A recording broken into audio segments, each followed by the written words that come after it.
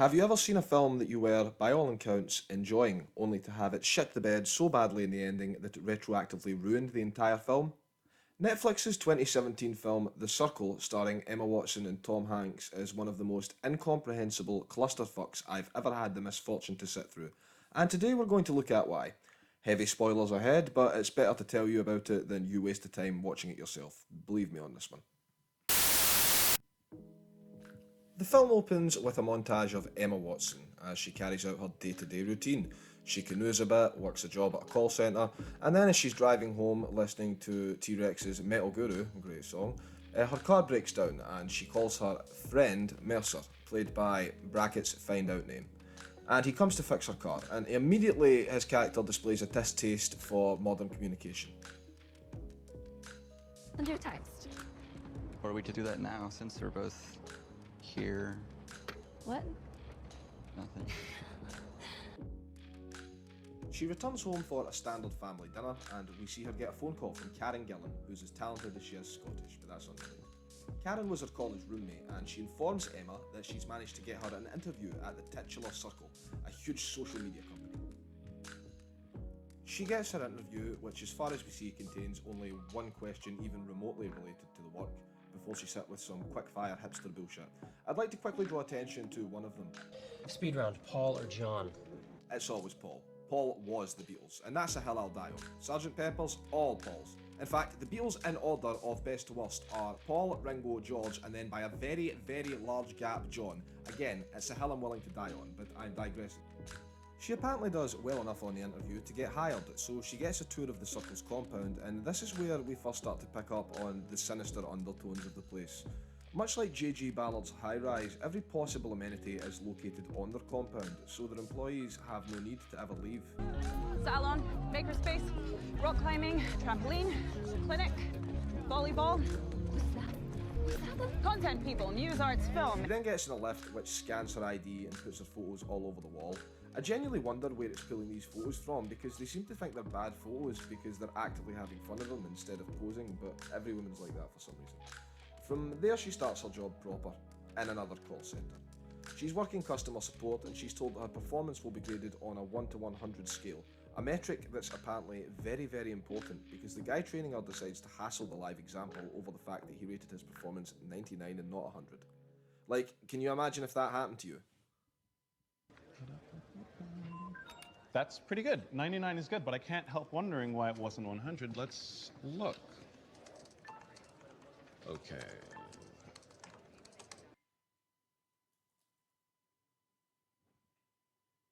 Is she messaging me back over a single point?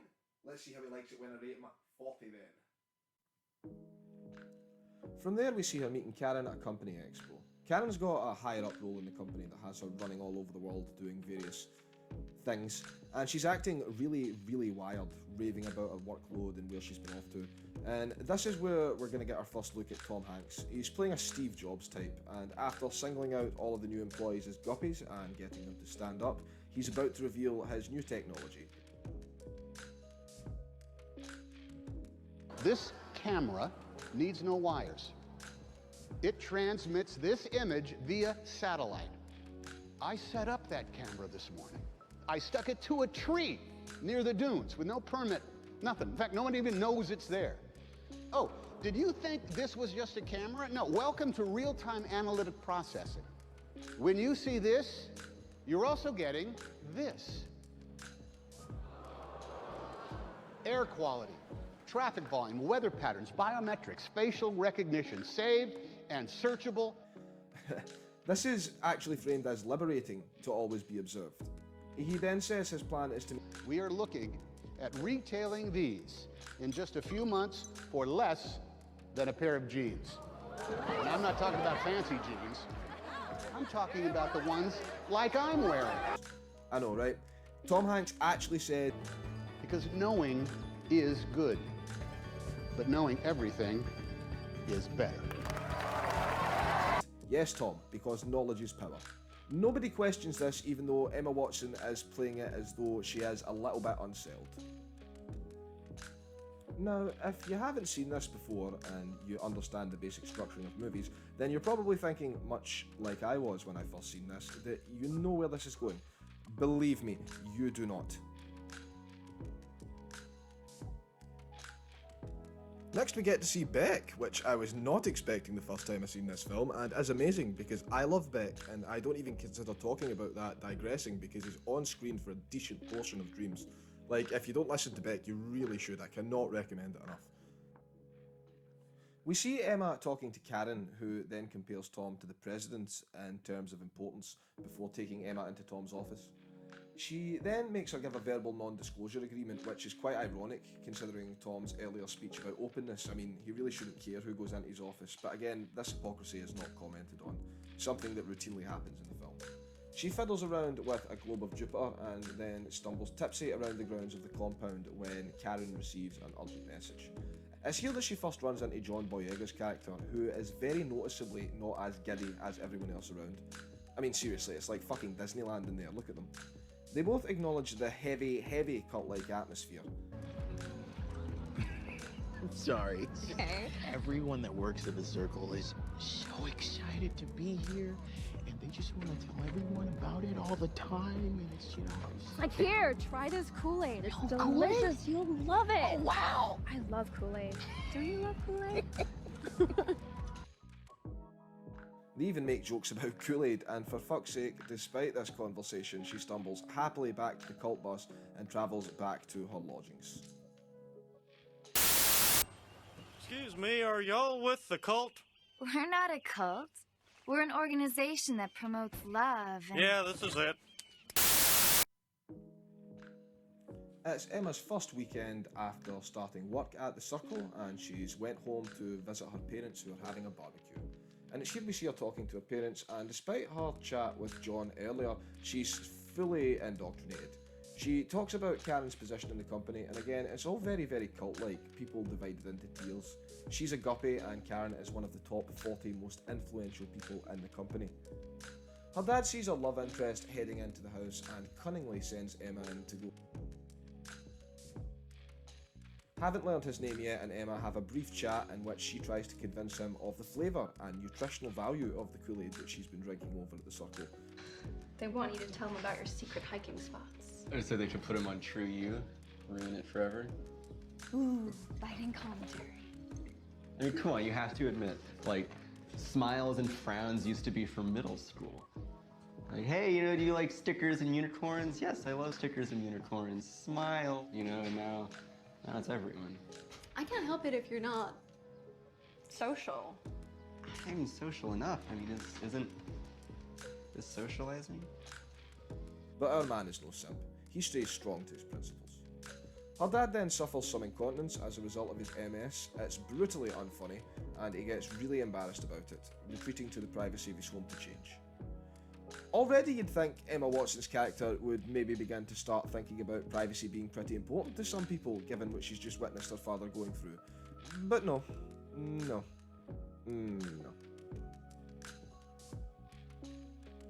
Next up we have shots of the high-def cameras scanning everything, reinforcing the whole Orwellian vibe that this thing has steadily been developing. She's looking at something about the Circle violating antitrust laws that her friend Mercer had mentioned earlier, when who should appear but her supervisors? And I'm actually just going to play this clip in full. You were probably wondering about your new screen. Hi, I'm Gina. I'm Matt. Hi. Dan said this would be a good moment to set up all your socials. Do you have time? Sure. Great. I take it last week you were too busy to set up your company's social account, and I don't think you've imported your old profile. Sorry, I've just been kind of overwhelmed so far. Oh. No, in a good way. I just haven't had time yet for, like, extracurricular stuff. Wow. That's so interesting you put it that way. We actually see your profile and the activity on it as integral to your participation here. This is how your coworkers, even the ones on the other side of campus, know who you are. Communication certainly isn't extracurricular, right? Right. Of course. We consider you a full, knowable person of unlimited potential and a crucial member of the community. But you're such an enigma. I am? It's been years since someone so shrouded in mystery started here. Everyone really likes you. Your work's been exemplary, strong ratings for your first week. Are you satisfied with your performance? I think I can do better. Good, but it's not all about work, okay? It's also about community. Of course. It's all connected. But you've had a blip or two when it comes to meshing with the community, like your absence at several weekend or evening events, which are, of course, optional. I'm sorry. Let's start with this weekend. You left campus at 11:42 p.m. on Friday and got back 8:46 a.m. Monday. Was there work on the weekend? I Oh, didn't. no. I'm sorry. No, So no, no. sweet. There wasn't mandatory work on the weekend. This isn't like a clock in, clock out type place, thank God. But you know, there were thousands of people here participating in 100 different activities. So many. I'm sorry. My dad had an episode, and I was home helping out with that. I'm so sorry to hear that. Is that related to his MS? Yeah. We didn't know anything about this incident. Did you reach out to any circlers during this crisis? Annie? Anybody? No. No. May, there are 4 groups here for staffers dealing with MS, 2 of them for children of MS patients. Have you sought out a group? I didn't know. Okay. Can you talk about what you did the rest of the weekend? Nothing really. I kayaked. You kayaked? With who? Nobody. Just on my own. I kayak. We could have kayaked together. Nothing on your profile about kayaking. No smiles, no ratings, no posts. I'm no psychologist, but this behavior sometimes stems from low self-worth. This is what participation is all about. Bringing you, lifting you up. Thus, your participation window. I can't believe you've been here this long without being on the main social feed. You're about to have your world rocked. See, these are all of last week's messages. That's why there's so many. 8,000? Mm-hmm. Looks like you have a lot of catching up to do here. Peace. Have fun. Oh, forgot one more thing. This is your participation rank. Party rank for short. Some people here call it the popularity rank, but it's not really that. It's just an algorithm-generated number that takes into account all your activity in the inner circle. That make sense? I think so. Okay, and again, it's just for fun. It's just for fun. Okay, bye.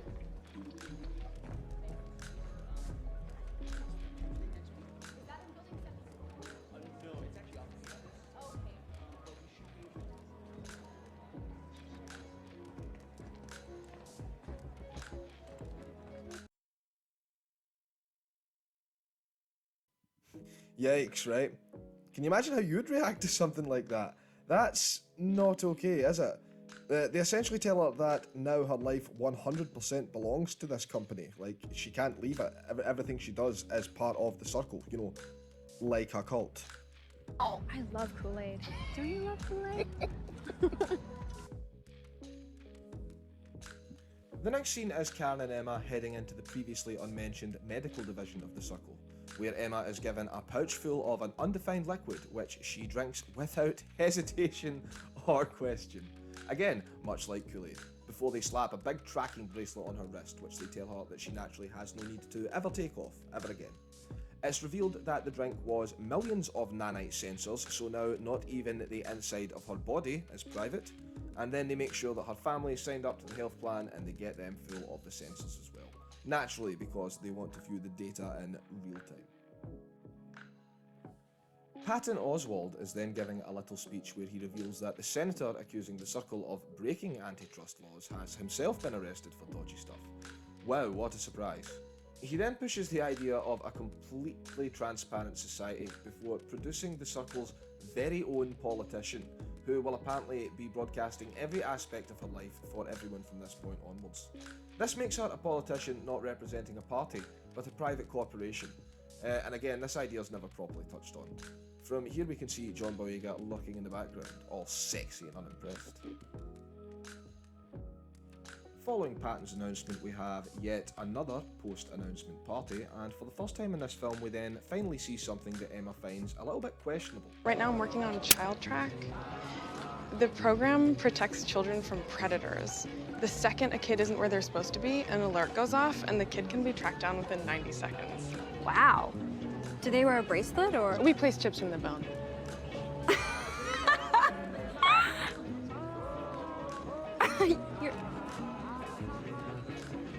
You're serious? I'm serious about immediately reducing kidnapping, rape, and murder by 99%. Finally see something that Emma finds a little bit questionable.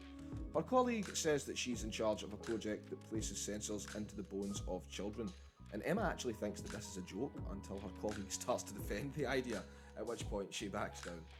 More sexy John Boyega lurking in the background before he again quizzes Emma on her thoughts about everything. You're ready for this. I love following strangers down dark corridors. This is the best. Almost there.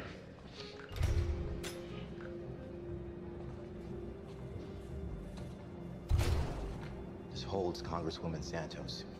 Every second of her. From now on. And this will be the next one. Just these? Oh, no. There's more. And that's where the rest of it will be. The rest of what? The rest of it all.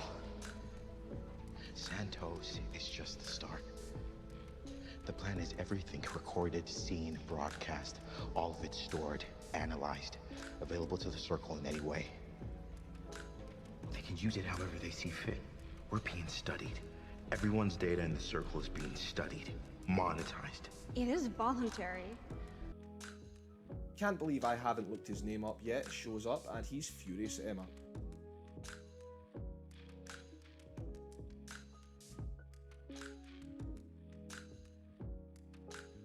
The stuff you posted about my work.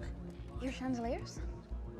Yeah, I know you meant well, but What's the problem? I thought I saw good stuff going on. they started calling me a deer killer. And then there's a campaign to shut me down. I wasn't even online, I was working. And when I checked my email, there were death threats. I'm sorry. To top this all off, while he's been trying to talk to her about how inappropriate this is, she refuses to look up from her phone. Will you listen to me? I can't do this. I can't be a part of this world that you're creating. What are you talking about? Jesus Christ, look at these people. Does this really seem okay to you? Why don't you go kill some more deer, Mercer? I never killed any deer. I don't kill deer. You ever leave this place, May? We used to go on adventures and have fun and see things, and you were brave and excited. And now it's all filtered through this.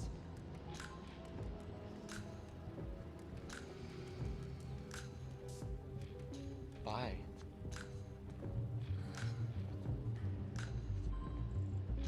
She ends the argument very upset as her supposed friends and colleagues continue to film her tears. Now, you're probably thinking that following this, Emma will snap out of her herd mentality and maybe start to think more for herself. And the film does hint at this as she decides to try and get some of her independence back by going for a secret night canoe in the fog without a life vest.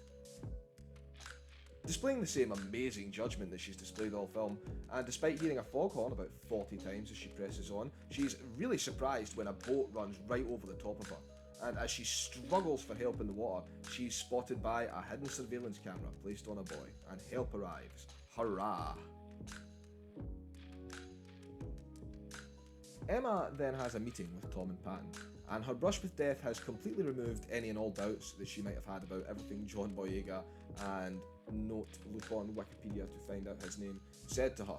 They bombard her with cult speak before asking her if... Is there anything you want to tell us? And she immediately betrays her friend's confidence and tells them that she's been in their office already, and they tell her that of course they knew that. They then ask her, And now that I know your secret, do you feel better or worse? And she says relieved, as if that's the reason, which it obviously isn't. She only feels better because they know and they don't care. She would not have had the same reaction if she had said, I've been in your office, and the two of them went absolutely fucking mental at her. But I digress. They then pitch her an idea. At the next company TED Talk, Emma is on stage, where she gives a big speech about accountability and secrets and memories. Secrets? are what make crimes possible. We behave worse when we're not accountable. I was my worst self because I didn't think anyone was watching. I thought that I was alone. And this is where Tom Hanks comes on stage and begins to talk about his disabled son and how all of these cameras are apparently for his... As you know, I have a son, Gunnar, who was born with cerebral palsy. And though he's living a very full life and we're always trying to improve his opportunities, he is confined to a wheelchair. And he can't walk. Yes, Tom. People who are confined to wheelchairs rarely can. Again, Emma knows this is bullshit because John Boyega took her underground and explained it all to her. But she completely fucking ignores this and then tells everyone, From now on, I'll be wearing a modified sea change camera at all times. The next scenes are from the perspective of the cameras that film her as she wakes up in bed. She calls her parents and they chat with her in a way that's totally not like a hostage video. I don't even know. Hi, Mom. Hi, Dad. Hi. Hi, May. Say hello to everyone. Hello. Hello, Circle. Look, we match. Yeah, We sure do. these are great. She's then constantly barraged by comments as she goes about her life with a huge mask plastered on. Even her voice has that weird pitched up influencer quality about it. So this is where I worked when I first arrived at the Circle, and this is where I still work at the Circle. Because even though I have you guys looking over my shoulder, I'm still basically a guppy. She then logs back into the cameras which cover her parents' entire house, and we get to see Emma Watson broadcasting her mother using a Swedish penis pump on her father to the couple of million people watching. One Swedish-made penis enlarger pump. That's not mine. Her mind freshly scarred, she then brushes her teeth while millions of people comment on her parents' sex life and goes to bed, no doubt to see that image in her nightmares for the next 40 years, untouched by someone who loves me, which I found pretty funny and highly believable. Again, you're probably thinking that this is the point in the movie where she's going to snap out of her trance and start to realise that privacy is a vital human right. I mean, after all, Emma Watson herself says in an interview for the film. Nope, business as usual the next day.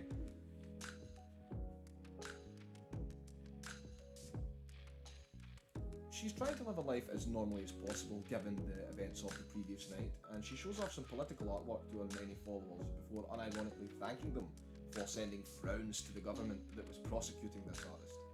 She spies Karen Gillan in the distance and she looks properly fried. She can quite clearly hear Emma shouting at her, but she presses on to try and avoid her. Emma then follows her into the bathroom where they are able to have a private conversation.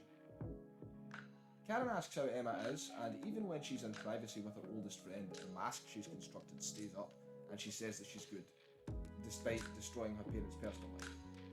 Karen reveals that she's been asking questions that she shouldn't have, and as a result, they're metaphorically whipping her. Emma reveals that she's going to one of the top meetings.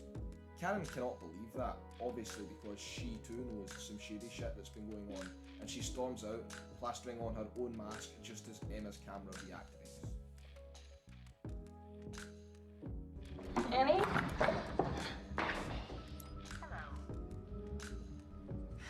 See ya.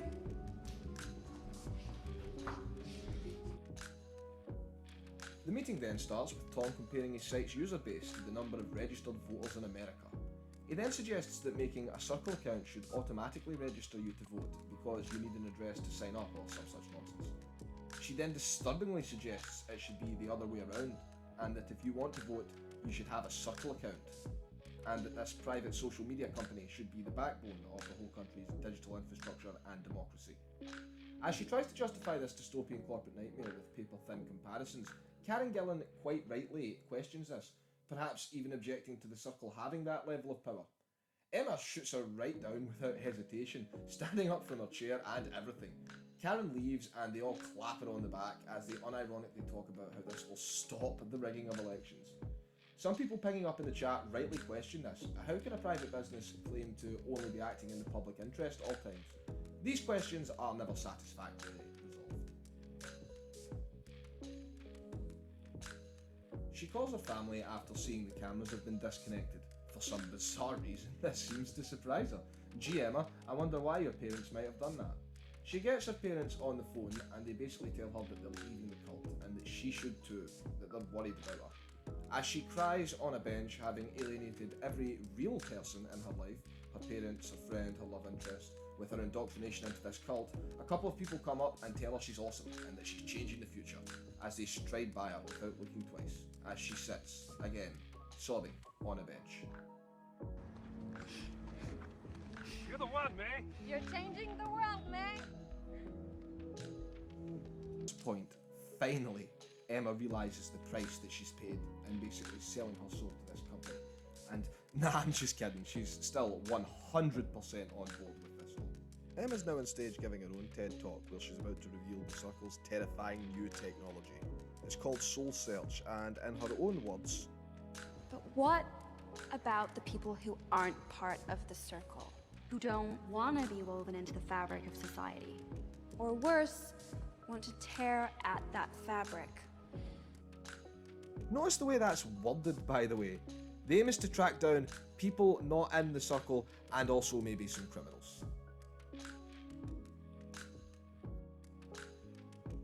The technology starts with the arguably correct use of it to locate someone who killed their kids and escaped prison. They manage to track her down in about 10 minutes. Random civilians correlate her whereabouts and then chase her down with cameras.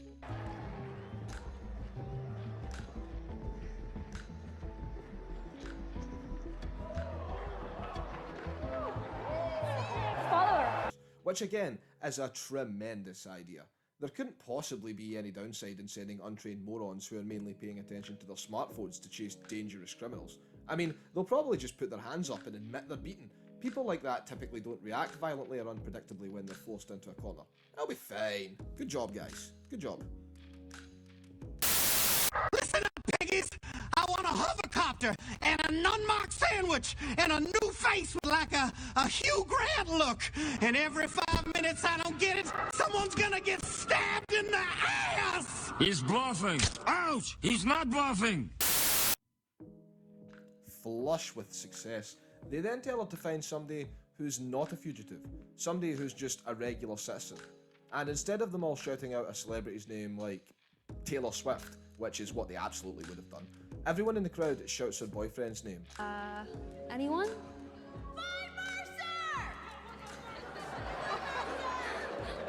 I'm pretty sure he doesn't want to be found. Anyone else?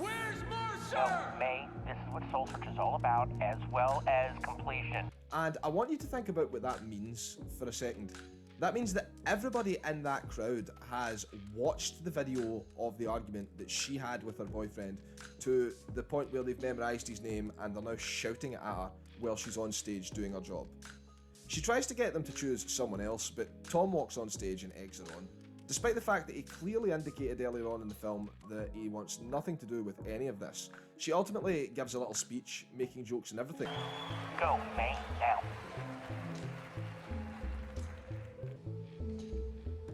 Okay, so our second soul search today involves not a fugitive from justice, but you might say a fugitive from, well, friendship. Like Fiona, though, he's someone who's trying not to be found. Let's see if we can break our previous record.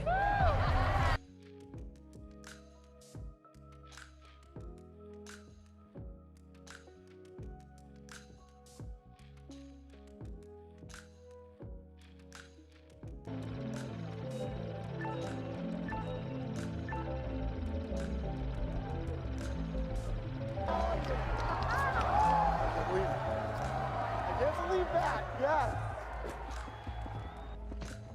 Mercer! Mercer! Mercer, are you in there? You in there, like, killing deer, making chandeliers? Mercer, we know you're in there. We see your trucks right here. I think he's in there. All right, let's go around.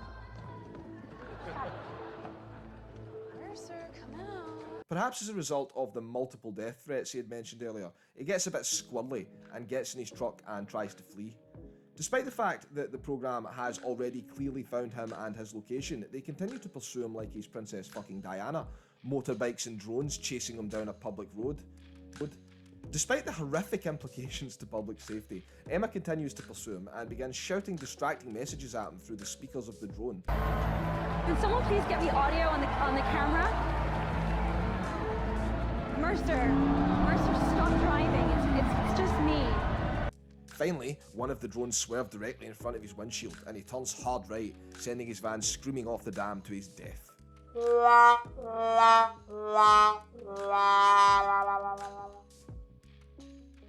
Aha, you're thinking, this is it now. Now that she's literally killed one of her closest friends, Emma must surely see how bad all of this is, right? Right? We see Emma lying in bed, crying, as her mother informs us that she's been in bed for 3 days.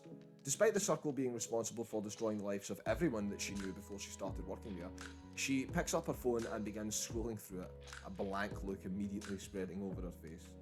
She video calls Karen, who is recovering in Scotland after a stress and amphetamine-fueled meltdown. She tells Emma that being away from it all has helped her greatly, before apologising for her boyfriend. Listen, mate, I'm really, really sorry about Mercer. And I'm a shit friend. I should have said something sooner. I should have, and I'm sorry. And what has Emma learned from this situation? Well, Emma reveals that her takeaway is that, I don't know his name, he's dead now, hadn't become so disconnected, then he would still be alive. I keep having this feeling that Mercer would still be here if we hadn't lost touch. No, come on. What were you supposed to do? I mean, you know, he drifted away. It happens. Yeah, but we had all this technology, all this power. No, Emma, you stupid bitch. He would still be alive if you had respected his wishes and left him the fuck alone. Karen even directly says to her, Well, I mean, technology didn't exactly help the situation. Then she's all like, what if it could? Duh! If I had wheels, I'd be a wagon, Emma. Stop trying to avoid taking responsibility for killing your friend. We see her have a conversation with her parents the next morning where she says that her phone helped because she's got friends all over the world. Are those the same friends that commented on your parents' sex life when you broadcast it to them all instead of respecting their privacy? You're really going to go to them for advice? Mr. I've never been touched by someone who loves me? She tells her parents she's going back to the Circle and they are in absolute shock. She likens it to an airplane crash with a bullshit analogy, like they're in any way comparable. Airplanes are not a flawed concept ground up. She even directly says, The Circle didn't kill Mercer's mom. What the fuck are you talking about, Emma? Do you need to watch the playback of the live feed of your life? The Circle absolutely fucking killed your friend, and you were complicit, nay, responsible for it happening. I mean, seriously, who is writing this? Does this make sense to anyone? Here we see her driving into work, and she phones John Boyega, who for some reason's all like, yeah, I'll do whatever you need, even though she spent the previous few months working directly for the people that you told her were corrupt. We see her back at work again, big surprise, and she's meeting with Patton and Tom, who offer their condolences without taking any responsibility whatsoever, in a way that's frighteningly realistic for corporate people. They offer her the same deal that John Boyega has. No formal obligation, maybe a lighter schedule. You can choose your own projects and you can think long term. You could take pottery if you wanted. We then see her meeting with the aforementioned John in the basement. Apparently he's found something worse than we could ever imagine. And I believe that is the writers speaking directly through John, because they literally couldn't imagine something shady. Like, it's never specified. He also says that, I'm so sorry. I never met him, but they should build a monument to Mercer. Yeah. Now I'm here to avenge him! Okay, but it seems like you're the one who killed him. Maybe so!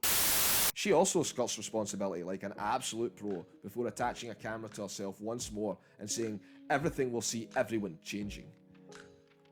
Why would John Boyega in any way be willing to help her or listen to her ideas? Everything she has done in this film has been counter to his beliefs and interests. Her decisions making has ruined people's lives.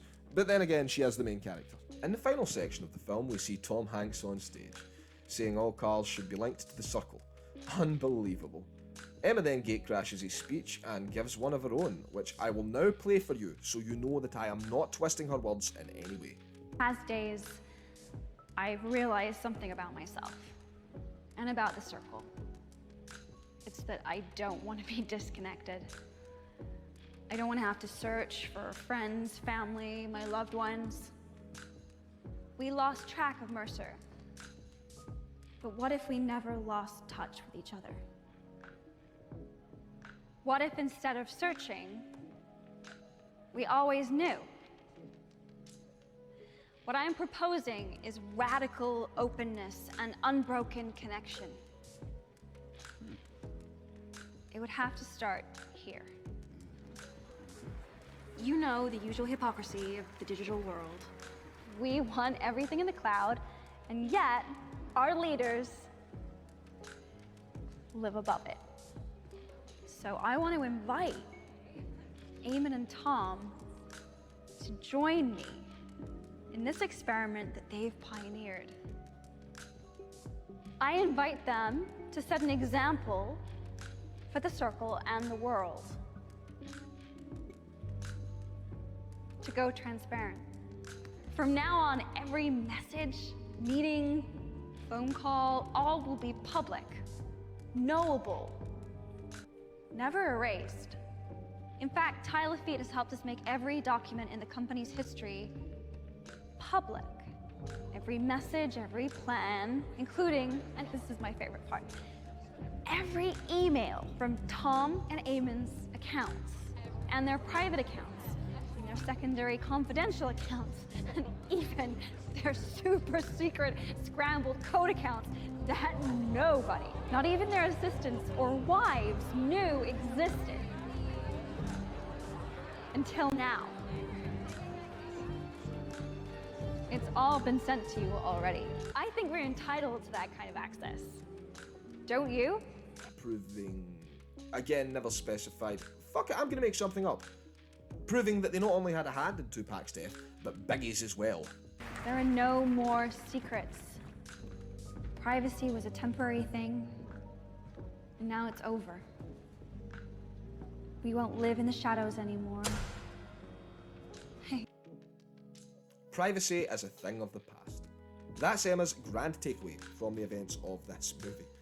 The lights cut out, and I shit you not, everyone in the place begins to light it up with their smartphone screens in a visual metaphor so on the nose that I actually bust out laughing. Trite music and everything.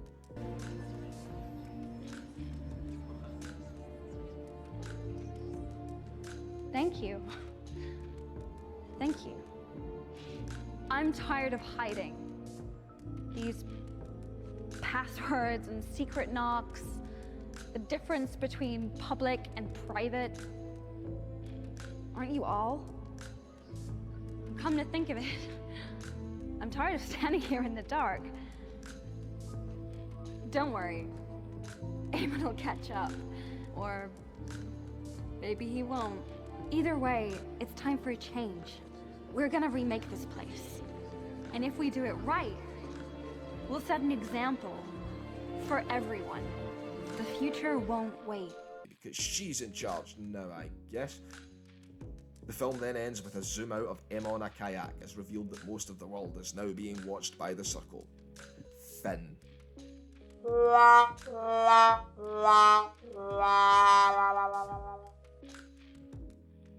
What the fuck is that ending? Did she learn nothing?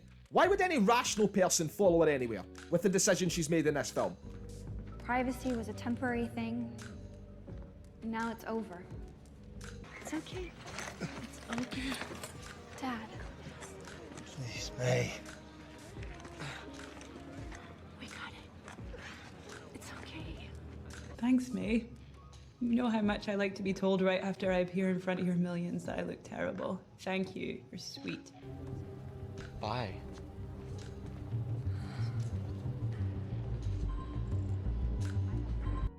They can use it however they see fit.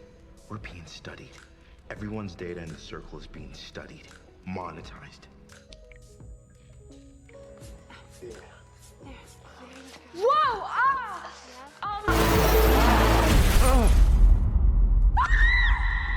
Why does she think that?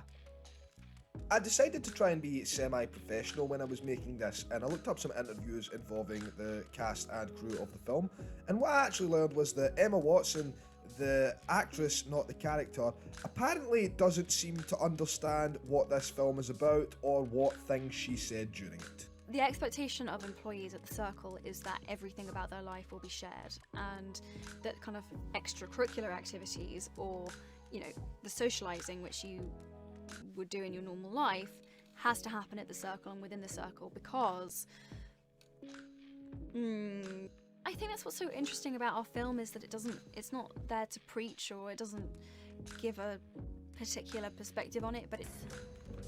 Privacy was a temporary thing, and now it's over. We give our information away so freely without much thought anymore. It is voluntary. In fact, I cannot fathom how Emma Watson, renowned feminist Emma Watson, agreed to do a movie where 90% of her character's behaviour is blindly obeying any man that tells her to do something. The literal last 5 minutes of the film aside, you tell me when she makes a decision for herself in this film. No. No. Go, May, now. Okay. Let's see if we can break our previous record. As someone who has been in the public eye quite a bit, and obviously since I was very young, I did always feel that the boundaries between the personal and private were, I always felt that they were important, but I think even more so playing this role. Privacy was a temporary thing, and now it's over. I'm tired of hiding. The difference between public and private, aren't you all? Why did you say that then, Emma? Why did you say that? Again, it's utterly unbelievable that the film would end in such a way that it completely ignores every question it had asked in the first 2 acts in exchange for some sort of feel-good girl power ending. She hasn't done anything in the course of this movie that indicates that she actually knows the first thing about anything. She worked customer service for a few months, then she was a walking PR stunt, that killed her friend, then she came back and she's all like, woo, we're taking over, come on guys, it's a brighter tomorrow, all of the fears and concerns we've raised don't matter now, there's a girl in charge, yeah, progressive. In the ending of the novel the film is based on, Emma's character sells John Boyega's character out because she's come to fully believe in what the Circle is going for, which is depressing but ultimately makes sense at least. I can't figure out why the ending would be so drastically different in the movie version, except maybe... You know, I think currently 18% of computer science graduates are women, and you know, I mean, the tech industry notoriously has issues with diversity, so to be the female face of, you know, in our movie, hypothetically the biggest tech company in the world, was really interesting. And To summarise, Netflix's 2017 film The Circle is among the worst films I have ever seen in my entire life. I could continue to sit here and pick apart the many ideas that it touched upon and didn't adequately resolve or deliver on in any way, but instead I think I'm just going to summarise my last thoughts in a haiku. Why does Netflix say that Big Brother is evil, but Big Sister's okay? That's going to do it for me, folks. Consider subscribing if you'd like to see more content like this, and remember, smart people aren't any less susceptible to bad ideas than stupid people. They're just much better at defending them.